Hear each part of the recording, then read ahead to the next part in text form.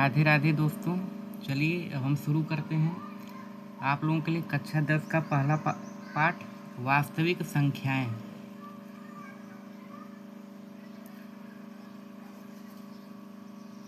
तो वास्तविक संख्याएं आज हम शुरू करते हैं।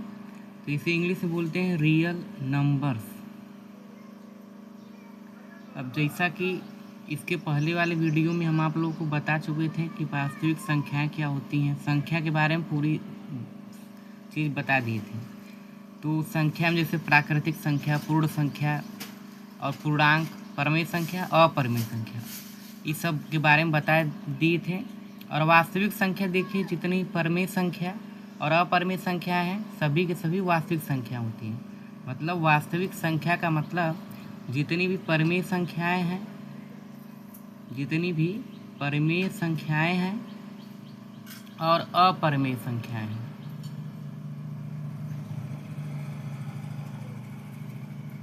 ये सभी की सभी संख्याएं वास्तविक संख्या होती हैं। अब इस पहले पाठ में हम लोग को पढ़ना है ल स प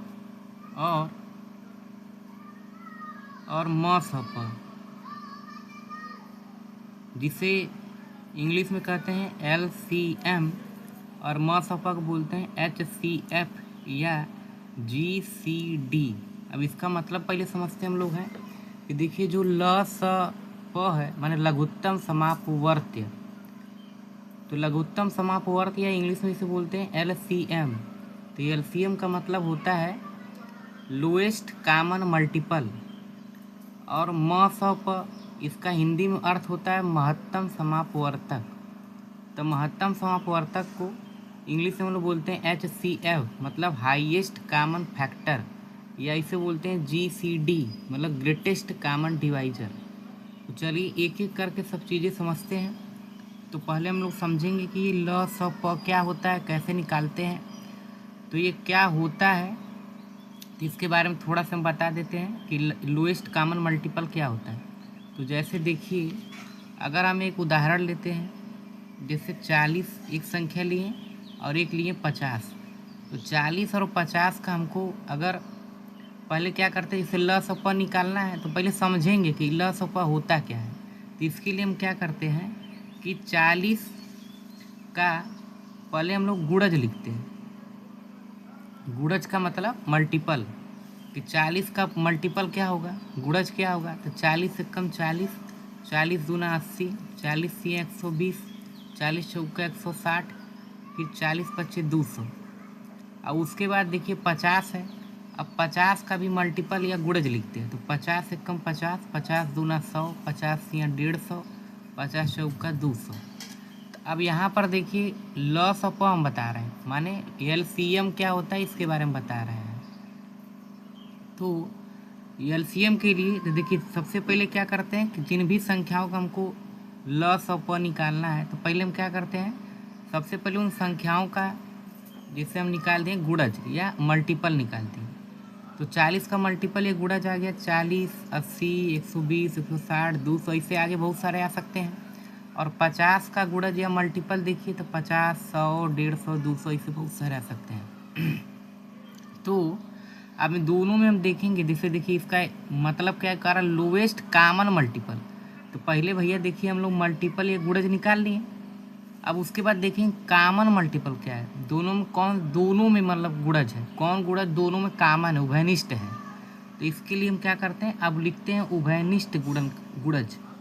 उभयनिष्ठ गुणज माने कौन कॉमन मल्टीपल है, कॉमन मल्टीपल ये कौन सा है। तो देखिए इन सब 40 और 50 का जो गुणज निकाले हैं, इसमें देखिए कौन ऐसा गुणज है जो दोनों में है।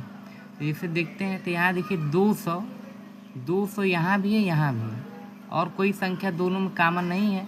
इसका मतलब उभयनिष्ठ गुणज में 200 आ गया। इसके आगे और बहुत सारे उभयनिष्ठ गुणनखंड आएंगे, लेकिन हम बस इतना ही बता रहे हैं।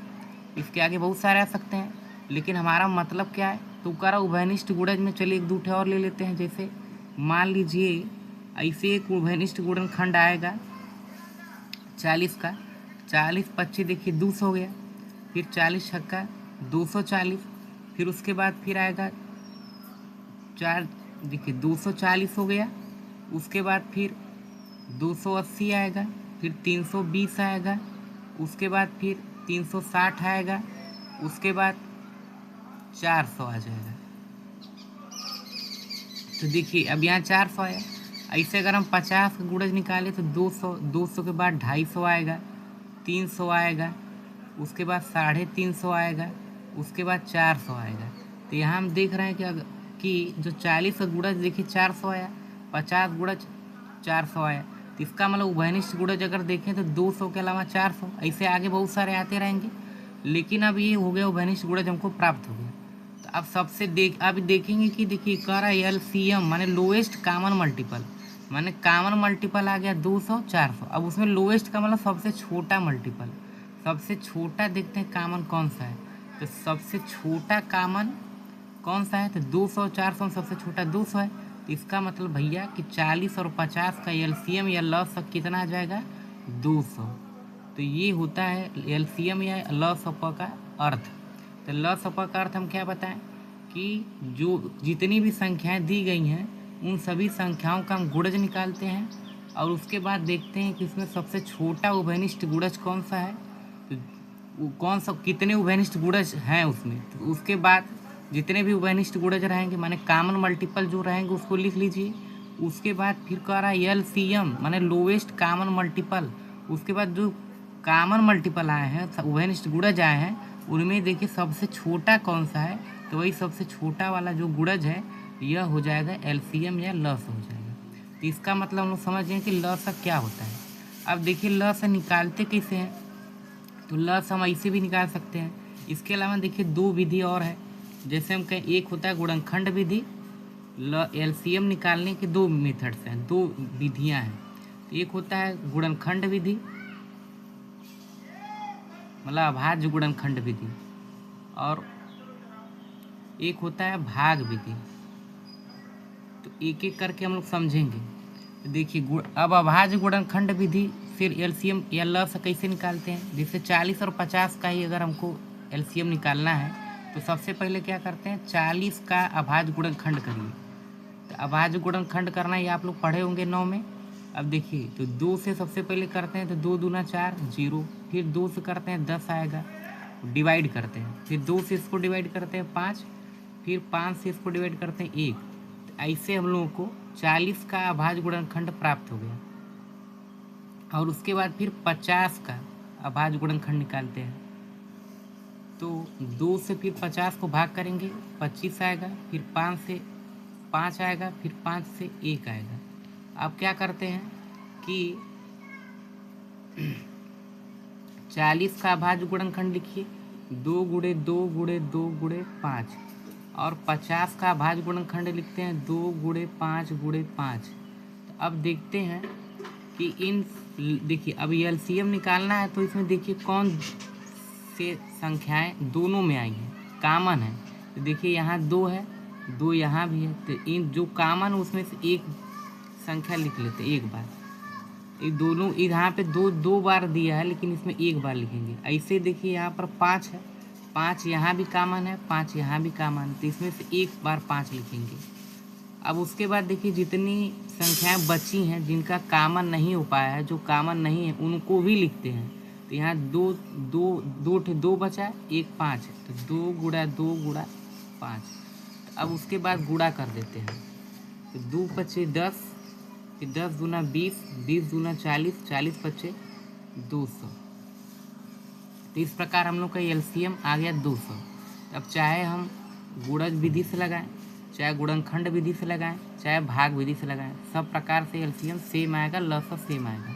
तो इस प्रकार हम लोग समझ लिए कि 2 या 2 से अधिक संख्याएं दी रही हैं तो उनका LCM निकालने गुणनखंड विधि से कैसे निकालते हैं। तो सबसे पहले हम लोग क्या करते हैं, गुणनखंड जितनी भी संख्याएं दी रहती हैं उनका गुणनखंड करते हैं। उसके बाद फिर देखते हैं कौन सी संख्याएं दोनों में कॉमन है, या 3 संख्याएं तो तीनों में कॉमन है उसको लिख लेते हैं, और जो संख्याएं बचेंगी उनको भी लिख लेते हैं। उसके बाद इन सभी का गुणा कर देते हैं। इस प्रकार हम लोग को LCM प्राप्त हो जाता है। एक और एग्जाम्पल देखते हैं।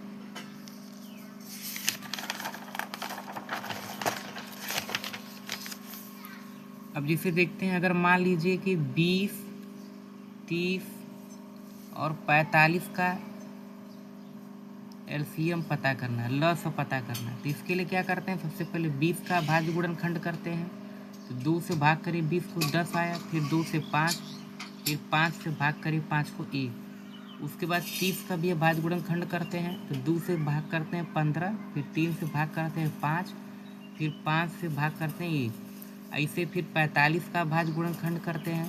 तो देखिए सबसे पहले 3 से कटेगा, 2 से नहीं कटेगा, तो 3 एक कम 3 बचे 15, फिर 3 से भाग करते हैं 5, फिर 5 से भाग करते हैं 1। इस प्रकार देखिए सभी का भाज्य गुणनखंड आ गया। अब हम लोग क्या करते हैं कि देखिए 20 का भाज्य गुणनखंड 2 गुणा 2 गुणा 5, और 30 का भाज्य गुणनखंड 2 गुणे 3 गुणे 5, और 45 का भाज्य गुणनखंड 3 गुणा 3 गुणा 5।